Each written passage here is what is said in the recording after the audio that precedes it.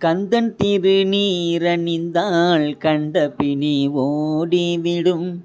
குந்தகங்கள் மாறி இன்பம் குடும்பத்தை நாடி வரும்.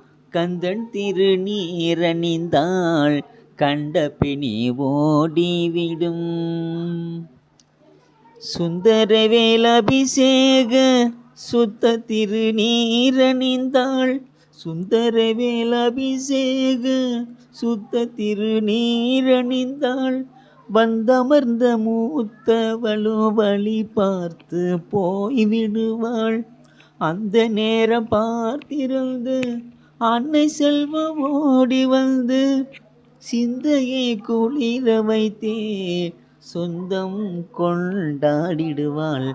கந்தன் திருநீரணிந்தாள் கண்ட பிணி ஓடிவிடும்.